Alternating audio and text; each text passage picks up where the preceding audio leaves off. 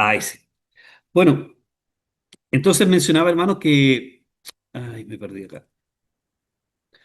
Mencionaba que la confesión de fe comienza en esta sección que nosotros vamos a analizar con la ley de Dios. Y yo mencionaba que desde el principio, desde antes de la ley escrita como la tenemos hoy, Dios había colocado de manera natural en el corazón de Adán la facultad de obedecer plenamente a estos mandamientos que el Señor había puesto, a esta conducta que Dios había puesto en el corazón de Adán.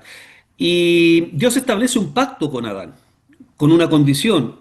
Y esa condición es que el día que comieres, estaba haciendo referencia al árbol, ciertamente morirás. Nosotros ya sabemos cuál fue la consecuencia de esta acción de nuestro primer padre al desobedecer este mandamiento que Dios había dado y que, como bien hemos mencionado, Adán tenía la capacidad de obedecer o no. A raíz de la caída, nosotros ya sabemos que Adán y toda la generación humana posterior a él ha perdido esa capacidad de obedecer plenamente a Dios. La ley natural, esta disposición que Dios había puesto en el corazón de Adán a obedecer permanentemente a Dios, va a desaparecer, se va a ensombrecer, ¿no? Se va a colocar totalmente borrosa. De tal manera que a medida que va avanzando y creciendo la humanidad, esta primera ley que Dios había puesto en el corazón de nuestros primeros padres cada vez se va haciendo más borrosa, de tal manera que se hace muy necesario poner por escrito la ley del Señor. Y este acto se va a desarrollar, como ustedes conocen, con claridad en el monte Sinaí, cuando de la mano de Dios Moisés recibe esta santa ley como una norma perfecta de convivencia para los seres humanos. Es interesante mencionar lo que la confesión quiere decir en este capítulo 19 y que tiene que ver con que esta ley que Dios entrega a Moisés en el monte Sinaí no es una ley nueva, sino que es una ley que ya estaba en el corazón al principio de los seres humanos. Por lo tanto, esta ley que aparece en el monte Sinai revelada plenamente era una ley que nuestros primeros padres y todos aquellos que vivieron antes de la promulgación de la ley ya la tenían de manera natural en sus corazones. Otro aspecto importante que destaca el capítulo 19 de la confesión de fe tiene que ver con la continuidad de la ley. Y aunque la ley en el Nuevo Testamento, a través de la persona de nuestro Señor Jesucristo, es cumplida plenamente, satisfaciendo con obediencia perfecta, activa y pasiva, y por cierta causa de esto, cargando sobre él todas las culpas por el no cumplimiento de los hombres de la ley del Señor, entonces esta ley sigue vigente. Pero toda la ley sigue vigente.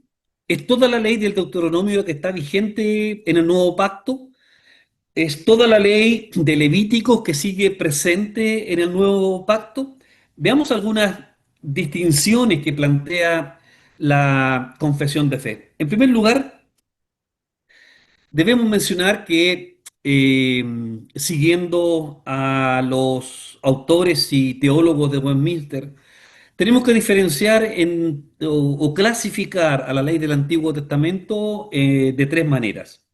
La primera como una ley moral, en segundo lugar una ley judicial y en tercer lugar una ley ceremonial.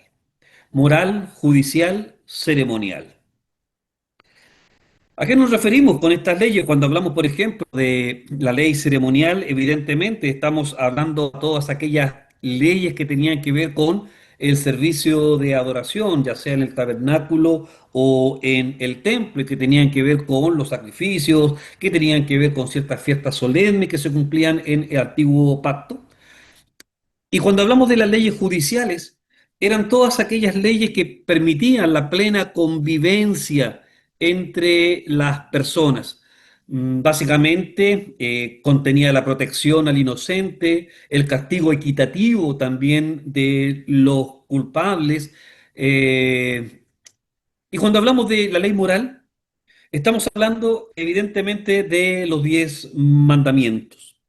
De estas tres leyes, moral, judicial y ceremonial, tanto la ceremonial, porque ocurría dentro del templo, porque ocurría en el tabernáculo, ha quedado abolida porque todo apuntaba como una sombra hacia Jesucristo, que es el cumplimiento de todas estas promesas ceremoniales.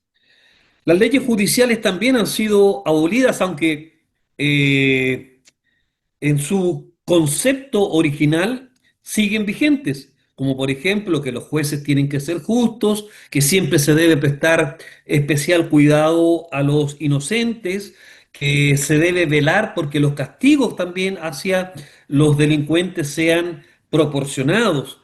Entonces, de alguna manera, esta ley judicial equitativamente sigue vigente hoy día en cuanto a su concepción de la justicia. Pero la ley moral, aquella que ha sido dada por Dios mismo, escrita con su propio dedo, como son los mandamientos del Señor, siguen con plena vigencia en el nuevo pacto. Además, tenemos que notar no solamente tres formas en las cuales se entiende la ley del antiguo pacto, sino que tenemos que ver también cómo lo entendieron algunos de los principales reformadores protestantes de la línea reformada o calvinista o más bien agustiniana, cómo entendieron la funcionalidad que tiene la ley.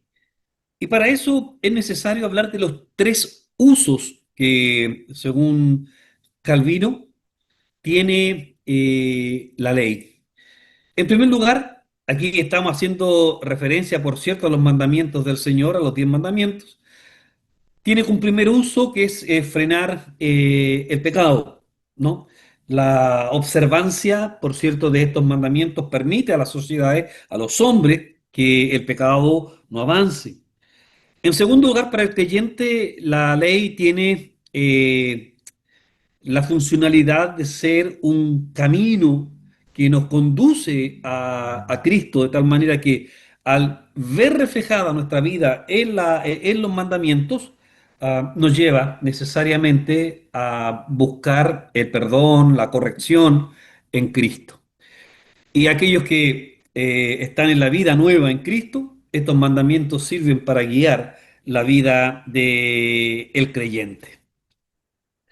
Es importante también mencionar, hermanos, en este punto que siempre también cuando hablamos de la ley, se acostumbra a escuchar también ciertas críticas, ciertas observaciones con respecto a la ley. Y una de las que comúnmente nosotros siempre escuchamos es que la ley ha sido abolida, ¿no? Que la ley ya no tiene vigencia. Pero hay que tener cuidado con el uso del lenguaje porque cuando los detractores de la ley dicen que la ley ha sido abolida, ¿a qué se refieren? ¿Se refieren a la ley ceremonial? Estamos de acuerdo. ¿Se refieren a la ley judicial? Estamos de acuerdo. Pero ¿se refieren a la ley moral o a la ley entregada en el monte Sinaí? Bueno, ahí entonces estamos en desacuerdo. Ahora, con respecto al uso de la ley, algunos toman, por ejemplo, la famosa carta de Pablo a los Gálatas, en donde por excelencia se presenta esta discusión entre la ley y la gracia, y tomando algunas palabras de Pablo que expresa a la iglesia de Galacia, algunos se atreven a mencionar que la ley ya no está en vigencia, que es maldito aquel que se justifica por la ley. Concluyendo apresuradamente que la ley ya ha sido abolida, y por cierto confundiendo los tipos y las sombras, de la ley del Antiguo Testamento con la ley moral. Cuando llegamos al Evangelio, nosotros encontramos que hay una, si bien es cierto, la ley sigue vigente, la ley moral, lo que merece una interpretación o una distinción hermenéutica tiene que ver con la comprensión que tienen algunos o que tenía la iglesia del Antiguo Testamento, por ejemplo, con respecto a la ley, y con lo que significa para la iglesia del Nuevo Testamento. Para los hermanos del Antiguo Testamento, la ley significaba obediencia activa y gracias a esa obediencia activa había entonces un comillas premio a su obediencia. Mientras que en el Nuevo Testamento la hermenéutica, la interpretación de la ley sufre un cambio. Y es que ahora la ley es obediencia, pero como consecuencia de la salvación. Así lo expresa, por ejemplo, la carta de Santiago. Pablo lo escribe también en muchas ocasiones. Primera de Pedro también nos muestra este estándar, ¿no? Que tiene que ver ahora y cómo se relaciona el cristianismo con la ley en el Antiguo Testamento. Por lo tanto, la ley sigue teniendo implicaciones importantes para la vida de la iglesia. Tanto es así que aquellos que somos predicadores, aquellos que somos maestros de escuelas bíblicas o escuelas de estudios bíblicos en nuestras respectivas congregaciones, la ley tiene como fuerza en nuestra enseñanza la de exponer el pecado. Y por cierto, la de convencer a quienes nos escuchan de que son pecadores a través de la explicación y la enseñanza de la ley y que a través de esta se nos conduce, por lo tanto, a Cristo. Hay que tener cuidado, no tenemos el tiempo para tratarlo, pero hay que tener cuidado con el legalismo, pero por un lado, y por otro lado con el antinomianismo, ¿no? Aquello de dejar completamente de lado toda la ley y vivir un evangelio sin restricciones. Esto nos lleva entonces a una segunda consideración en nuestra presentación y que tiene que ver ahora con, déjeme ver, con la consecuencia que tiene la ley o la relación de la ley con la iglesia del Nuevo Testamento, que tiene que ver con la libertad cristiana. Y una de las primeras verdades que nosotros tenemos que saber o asumir cuando vamos a estudiar el tema de la libertad cristiana es que no se trata de esta libertad de autonomía, ¿no? Autonomía humana. La libertad cristiana no tiene que ver con una autonomía carnal, sino que es muy importante entender que esta libertad que gozamos en el Evangelio es una, es un don, ¿no? Es un regalo que se nos hace a través del Evangelio. Porque esta libertad, este don que se nos hace, es liberar al creyente de la culpa del pecado, de la culpa del peso de la ley. Por lo tanto, se transforma al cristiano en un hombre verdaderamente libre. No estamos hablando entonces de un hombre verdaderamente libre, tal cual nos enseña la Sagrada Escritura. El creyente que ha sido justificado es un hombre que ha sido emancipado, que ha sido liberado de la esclavitud total del pecado y, por cierto, del dominio de Satanás y arrancado también de las manos de la muerte. Es un hombre verdaderamente libre. Pablo, cuando escribe a la iglesia de Galacia en el capítulo 5, utiliza una frase muy interesante. Dice que para libertad nos libertó Cristo, ¿no? Queriendo decir con esto que esta libertad no es un fin en sí mismo, sino que es un medio para la santidad. Eso es lo primero que pone la confesión de fe en el capítulo 20 que habla acerca de la libertad cristiana, es definir y entender que esta libertad cristiana no se refiere a una autonomía con respecto a Dios, ¿no? Sino que se refiere básicamente en una liberalidad, ¿no? De sacarnos de la espalda el peso del pecado, de ser hombres verdaderamente transformados, libres de la culpa, libres del poder y de Satanás y, por cierto, libres de la muerte eterna. Otros reformadores, por ejemplo, como Lutero, cuando hablan del tema de la libertad cristiana, de hecho, usted sabe, Lutero escribe un libro bastante conocido, ¿no? Que habla precisamente acerca de la libertad cristiana. Y él en este libro expresa una paradoja muy interesante porque dice, el cristiano es el más libre de todos y no está sujeto a nadie, pero al mismo tiempo es el más siervo de todos y está sujeto a todos. Entonces, Lutero quería decir con esta frase lo mismo que el apóstol Pablo en la carta a los Gálatas, que la libertad no es egoísmo, no es cumplir nuestros propios deseos, sino que la libertad en Cristo es servicio, ¿no? Es servicio en Cristo. En definitiva, dice Lutero, el creyente es libre de la tiranía de la ley como medio de justificación y ahora se sujeta gustosamente a la palabra, al prójimo y al amor.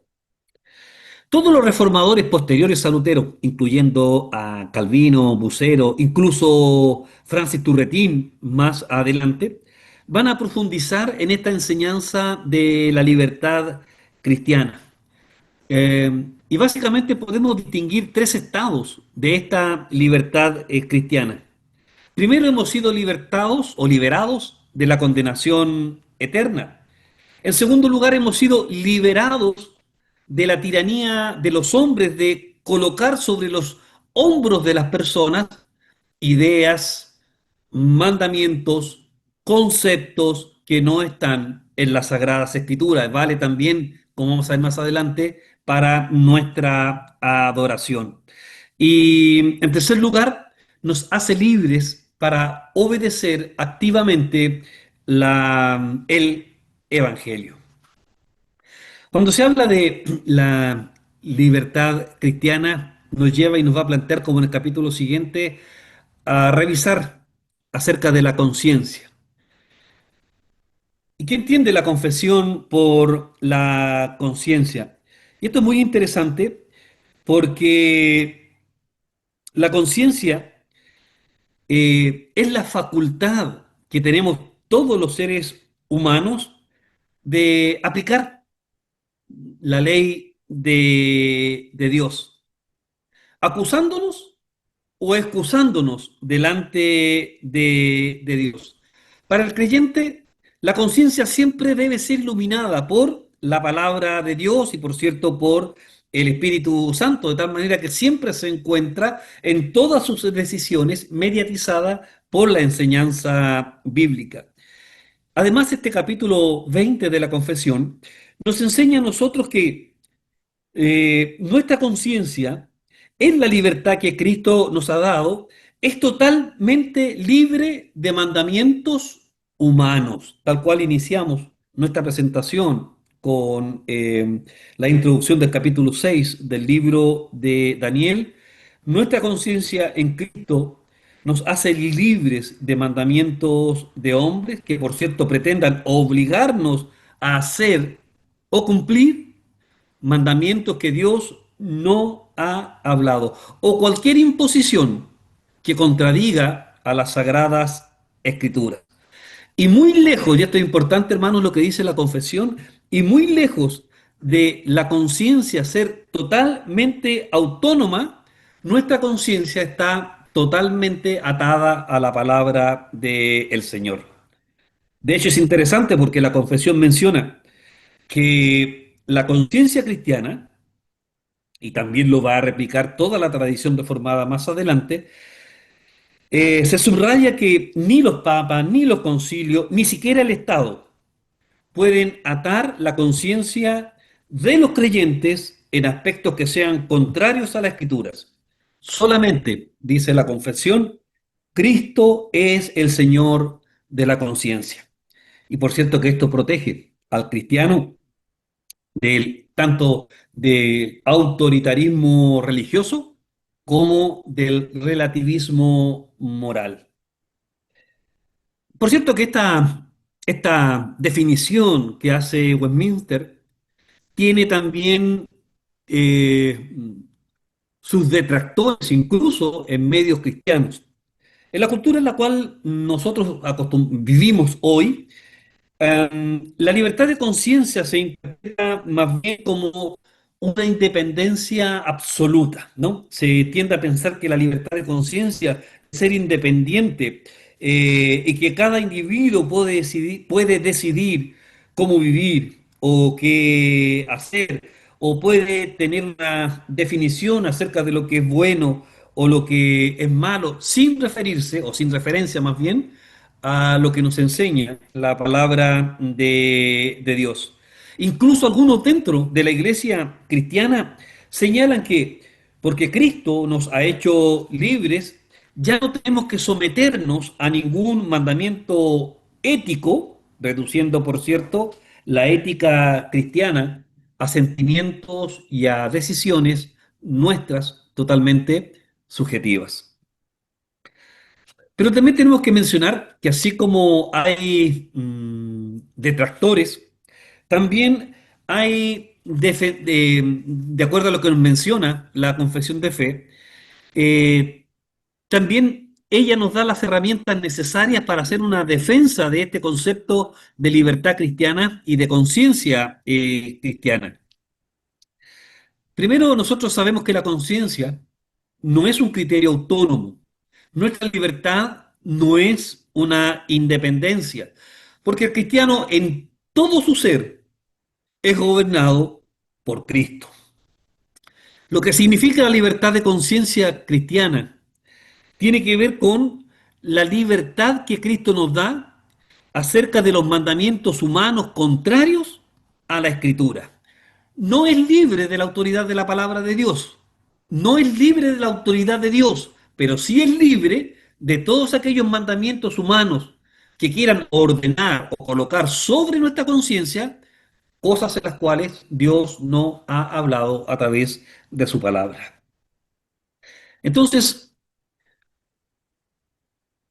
como este es un camino que vamos siguiendo en la confesión de fe y cada uno de los capítulos va enlazado uno, uno con otro, a propósito de la libertad de conciencia, eh, y que nuestra conciencia está libre de mandamientos humanos, ¿cómo enlaza esto, por ejemplo, con el culto cristiano y el día de reposo? Y llegamos entonces al capítulo 21 de la confesión de fe. Yo que no quisiera detenerme mucho en este punto, pero sí voy a mencionar algunas cosas que son importantes. Primero, la confesión de fe establece que el culto debe ser regulado. Es más, aquí en la lámina está puesto como condicional, pero la confesión de fe está en afirmar que el culto a Dios ha sido establecido y ha sido regulado por Dios mismo. Es lo que en la doctrina presbiteriana se conoce como el principio regulador del culto, y que básicamente consiste que la adoración a Dios no admite invenciones humanas. Eh, y por otro lado, y que el día de adoración también es un mandamiento moral, ¿no? Un mandamiento que fue dado en el monte Sinaí para toda la eternidad. Cuando nosotros hablamos del principio regulador del culto, estamos hablando y diciendo que dicho principio establece claramente para la iglesia cómo Dios debe ser adorado de manera explícita. Esa es una afirmación que hace la confesión de fe y que las iglesias presbiterianas hasta el siglo XIX mantuvieron de manera fuerte, ¿no? Dentro de su doctrina presbiteriana. A partir del siglo XIX ya se produjeron algunas innovaciones con respecto a la oración pública, pero la confesión en esto es específica. El culto a Dios ha sido regulado por Dios, ha sido establecido por Dios, de tal manera que no deja nada a la invención de los seres humanos. Este principio que es totalmente contrario a otras formas de adoración que admiten en el culto. Por ejemplo, todo aquello que no está prohibido explícitamente se puede hacer sin ningún problema dentro del culto de adoración al Señor. Por el contrario, el presbiterianismo sostiene que solamente se debe realizar en el culto aquello que Dios ha ordenado específicamente. Incluso algunos teólogos puritanos, por ejemplo, John Owen, llegó a mencionar que el culto en su sentido, como lo entendía Owen, bíblico del principio regulador, el mismo culto se transformaba en un medio de gracia, porque en el culto se administraba la predicación, los sacramentos y la oración. Por lo tanto, un culto, decía Owen, estructurado y realizado de acuerdo a los mandamientos que Dios ha establecido, se convierte también el culto en un medio de gracia. Así el principio regulador para los presbiterianos hasta el siglo XVIII de manera transversal. Hoy día son muy pocos los presbiterianos que se someten al principio regulador.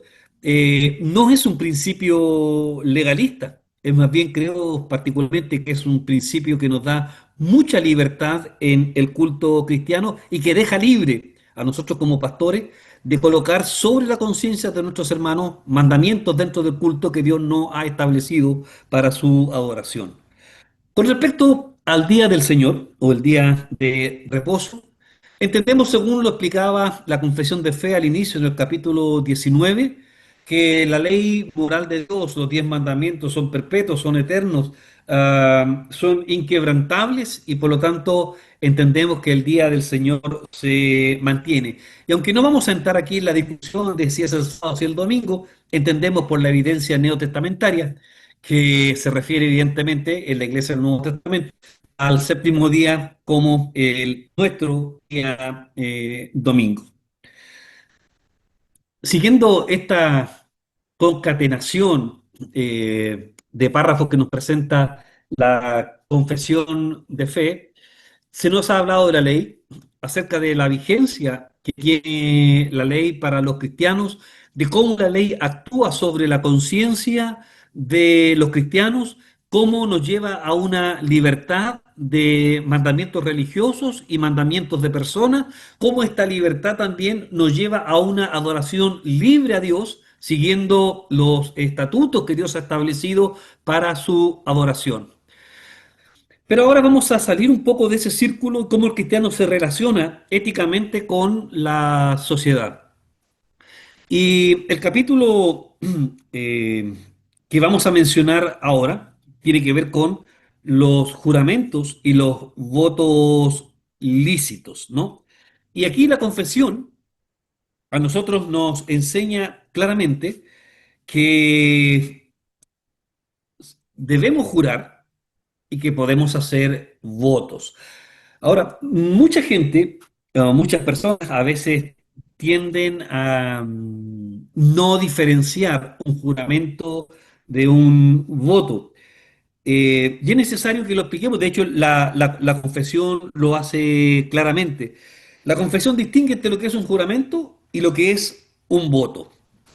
Cuando hablamos de un juramento, estamos hablando de una declaración que nosotros podemos hacer solemnemente, dirigida a otros hombres en los cuales juramos colocando a Dios como testigo de lo que vamos a decir o hacer es verdad. Entonces el juramento tiene que ver con lo que yo le digo a otro hombre colocando a Dios como testigo. Y un voto es algo que nosotros le proponemos a Dios o que le prometemos a Dios. Ya en el Antiguo Testamento tenemos el voto de Nazareno, por ejemplo. Por eso es que la confesión llama en este punto a hacer votos a Dios. Es posible y que es un compromiso que cada uno de nosotros asume con Dios. Y sí, se nos llama a mucho cuidado con esto, de prometer a Dios, hacer un voto a Dios de cosas que nosotros no podamos cumplir. De ahí entonces el llamado que hace el capítulo 22 a tener mucho cuidado con respecto a los votos que hacemos solemnemente hacia Dios. La confesión nos presenta también en este capítulo fundamento bíblico y cristológico como una base fundamental para los juramentos y los votos. Por cierto que esto también a lo largo de la historia ha tenido sus detractores y ha tenido objeciones. Por ejemplo, algunos grupos dentro del movimiento evangélico y del movimiento de la Reforma Protestante, como por ejemplo los anabaptistas, los cuáqueros, entre otros, prohibieron totalmente a los miembros de sus congregaciones jurar, ¿no? El juramento, ¿no? Lo prohibieron, tomando en cuenta las palabras del Señor en Mateo capítulo 5 verso 34, en que el Señor insta a no jurar en ninguna manera. Pero por cierto que hermenéuticamente nosotros sabemos que el Señor se estaba refiriendo a la forma falsa de jurar que tenían los fariseos, ¿no? Y que no está atacando el principio de juramento frente a otras personas. Y en cuanto a los votos, si bien es cierto, am, mm, viene siendo también como una respuesta a todo a todo lo que sucede en la iglesia del siglo XVI, como por ejemplo los votos monásticos de monjes, ¿cierto? De las monjas también. Y otros tipos de votos, como por ejemplo de flagelo, otros de vivir de manera errante. Hay uno por ahí que se subió a vivir todo lo que le quedaba de vida arriba de una montaña. En fin, la confesión llama a tener cuidado con los votos porque los votos no tienen como objetivo, los votos a Dios, una denigración del ser humano. Al contrario, por lo tanto, sí, debemos jurar por todo lo que sea lícito, y si alguien hace un voto a Dios, que sea un voto que no denigre a la persona, y que por otro lado también sea un voto que podamos cumplir. Bueno, a propósito de los votos y los juramentos, la confesión ahora nos lleva en el siguiente capítulo a la relación que tiene el cristiano con la sociedad, con la autoridad civil, ¿no? Y llegamos al capítulo 23 de la confesión. Es interesante, y lo voy a mencionar al final también, hermanos, que esta porción que nosotros estamos revisando bastante rápidamente hoy, es una de las que ha sido modificada, ¿no? Hay varios capítulos de los que estamos viendo nosotros que fueron modificados en el siglo XIX en Estados Unidos, ¿no? Se modificó la confesión original. Vamos a mencionar cuáles y por qué capítulos fueron modificados. Entonces, con respecto a la autoridad civil, la confesión de fe nos enseña que el poder civil ha sido instituido por Dios mismo, dice, para su propia gloria y para el bien público. Por lo tanto, los magistrados civiles o nuestras autoridades no son un invento de las sociedades humanas, sino que es un reflejo del orden que Dios ha establecido para el funcionamiento de la creación. Y la función principal, según las Sagradas Escrituras de los magistrados civiles, es la de preservar la justicia, proteger a los inocentes, castigar a los malhechores y promover la paz y el orden en medio de las sociedades. Por lo tanto, desde esta perspectiva de la confesión de fe, el oficio de magistrado civil o de autoridad civil es una vocación honorable delante de Dios cuando cumple los requisitos que hemos mencionado. Por lo tanto, quien ejerce la autoridad pública está llamado a hacerlo como un siervo de Dios para el bien común de toda la sociedad, reconociendo, por cierto, que es un delegado y no un absoluto en cuanto al gobierno que ejerce. Y por lo tanto la confesión hace también llamado a los cristianos que somos ciudadanos a honrar, obedecer y orar permanentemente por nuestros gobernantes. Es interesante también, hermanos, en este capítulo de la confesión, mencionar, por ejemplo, distinciones o comprensiones que debemos tener acerca de la autoridad civil. Seguramente para varios de ustedes no sea desconocido hablar en un lenguaje que popularizó un teólogo y primer ministro de Holanda, ¿no? Me refiero a Abraham Kuyper, quien era reformado. Y Kuyper va a establecer en su lenguaje esferas que actúan para el bien y el funcionamiento de la creación de Dios. Y así ve él como va a hablar de la esfera de la iglesia, como la esfera del Estado, que son dos esferas que son provienen de Dios, cuyos gobiernos también han sido dados por Dios, pero que bajo ningún punto estas esferas se tocan o se complementan. El gobierno de la iglesia es para la iglesia y la iglesia funciona en base a las Sagradas Escrituras. Esa es su carta magna. Por otro lado, el gobierno civil tiene también una forma de gobierno diseñada por Dios y cada país tendrá sus textos de justicia, sus leyes por las cuales debe desarrollarse. Pero ambas esferas, la esfera de la iglesia como la esfera del magistrado civil, eh, tienen gobiernos o gobiernan áreas diferentes del cristiano. La iglesia gobierna, por cierto, eh,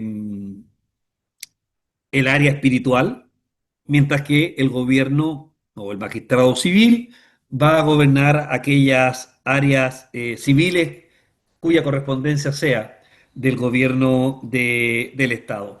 Pero, importante, aun cuando sean esferas distintas, y tengan gobiernos distintos y tengan funciones distintas y se ocupen de manera distinta del ser humano, esta distinción no implica bajo ningún punto que haya indiferencia entre ambas esferas o que no haya una relación entre ambas.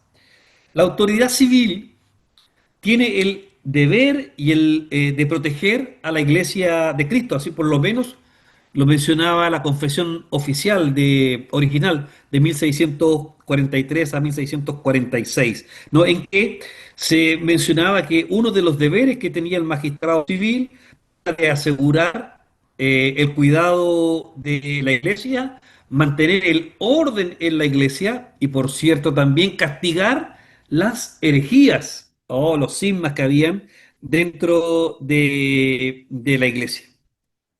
Bueno, por cierto, eso vamos a ver un poquito más adelante, que fue modificado en la revisión que hizo la iglesia norteamericana. Una de las cosas que nos llama a la confesión de fe también es a no ejercer autoridad indebida por los magistrados civiles sobre los ciudadanos. Y aunque como ustedes ven, la confesión eh, no especifica que los gobernantes civiles tengan que ser necesariamente cristianos, sí clarifica para nuestra comprensión que los magistrados civiles tienen funciones delegadas por Dios que deben cumplir en beneficio de la sociedad como también en beneficio de la iglesia. Finalmente, llegamos al capítulo 24 de nuestra presentación, en que llegamos también a uno de los capítulos que ha sido modificado en la revisión que hizo la Iglesia Presbiteriana de Estados Unidos y que tiene que ver con el matrimonio y divorcio. La confesión de fe nos va a enseñar que el matrimonio no es una invención humana que no obedece a una simple construcción social, sino que es una institución creada y establecida desde el origen de la humanidad por Dios mismo. Por lo tanto, el matrimonio viene de Dios, está en la mente de Dios, y además la perfección en el capítulo 24, que es el último que estamos revisando, establece que el propósito del matrimonio es triple.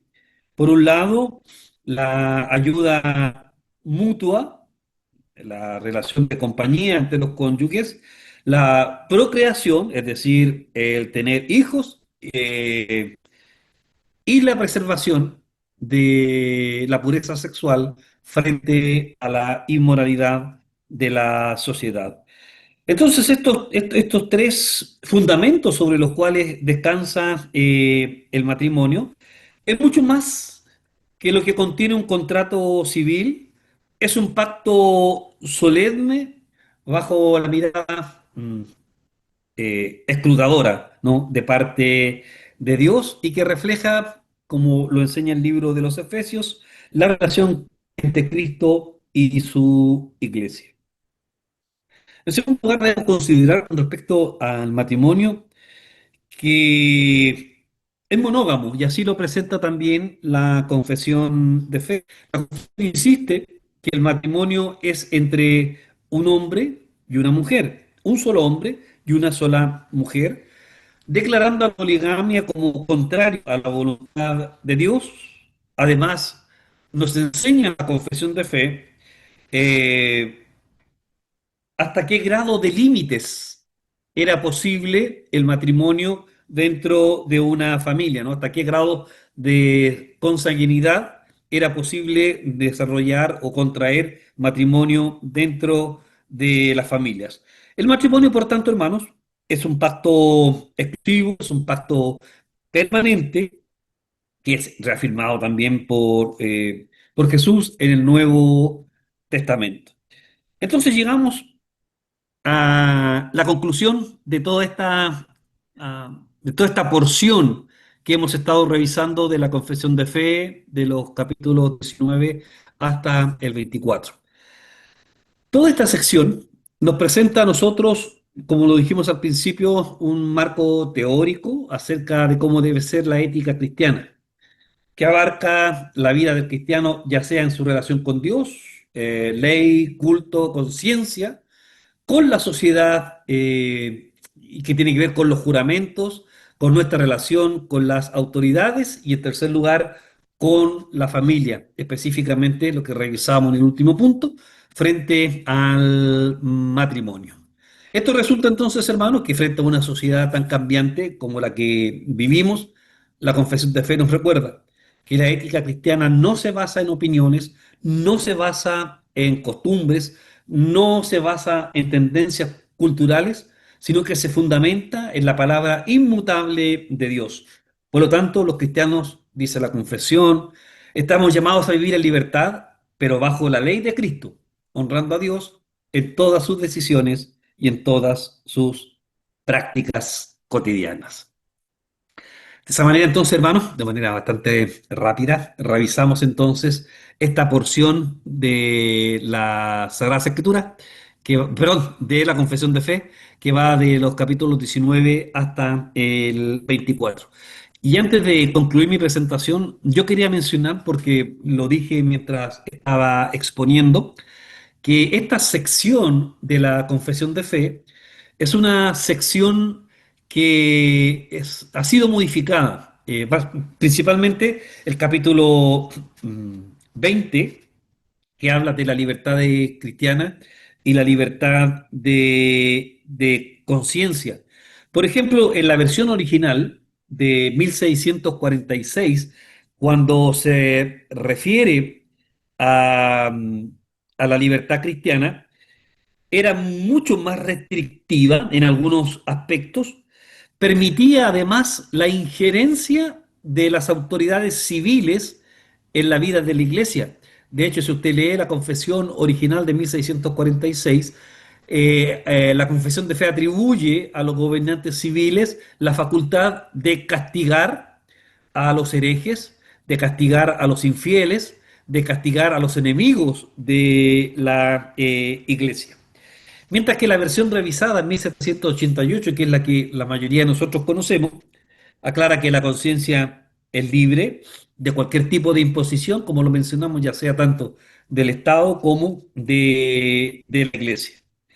En el capítulo 23, que hablábamos acerca de la autoridad civil, importante, porque la versión original, con respecto a los magistrados civiles, decía que ellos tenían el deber de mantener la piedad, la justicia y la paz dentro de la iglesia. Es decir, le daba atribuciones a los magistrados civiles, a los gobernantes, a los reyes, para que actuaran y velaran porque las iglesias fueran fieles, para que las iglesias fueran también piadosas. Y además, como lo mencionamos en el capítulo anterior, entregaba también a las autoridades civiles la facultad de suprimir con la fuerza, incluso de la muerte, a los enemigos de la iglesia, a los blasfemos, y también tenía la facultad, en la versión original, los magistrados civiles de regular la adoración, es decir, podía citar días específicos a adorar, llamar a la iglesia a ciertas prácticas dentro de su adoración. En 1788 se cambia este capítulo, se elimina cualquier influencia del magistrado civil en asuntos eclesiásticos, limitándolo solamente, como mencionado, a aspectos que tienen que ver con actividades civiles. Y el capítulo 24, que habla acerca del matrimonio, eh, aunque se mantiene la estructura básica de la versión de 1646, en la nueva versión del siglo XVIII se simplifica el aspecto de hasta qué grado consanguíneos pueden casar, ¿no? Llevándolo hasta primos, ¿no? Desde ahí para atrás se pueden casar, desde primos hacia atrás, hacia hermanos, ¿cierto? No es posible el matrimonio. Y la pregunta es ¿por qué se modificaron? Bueno, las modificaciones, por cierto, correspondieron a cambios históricos y contextuales. Recuerden que el origen, el contexto de la confesión de fe, como lo hicimos en la primera lección, obedece a un régimen monárquico donde hay un rey que gobierna, donde está el viejo concepto del rey como jefe de la iglesia, aunque la confesión no lo reconoce de esa forma, pero le cuesta sacudirse todavía de esa injerencia y esa influencia que tenía el rey sobre la iglesia. Entonces, hermanos, de esta manera hemos revisado am, estos capítulos, los 5 capítulos que van del 19 hasta el 24, y ya esperamos la semana entrante, si Dios lo permite, estar culminando con la última porción de la confesión de fe. Como siempre, hermanos, hay tiempo para alguna consulta, alguna pregunta que pueda responder, algún comentario que alguien quiera agregar a esta presentación. Es el momento.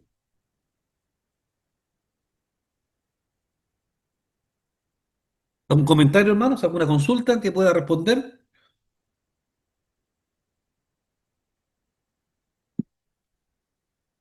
Bien, me parece que no hay. Ok, entonces vamos a terminar, hermanos, hoy día. Recordando que mañana va a estar disponible ya el cuestionario para que puedan desarrollar en la plataforma, y también si alguien quiere revisar el video también va a estar disponible a partir de mañana. Vamos a orar dando gracias al Señor por este tiempo para que nos cuide también el transcurso de la noche. Oramos, vamos a ver a nuestro hermano Bernardo, por favor, si nos puede despedir con una palabra de oración.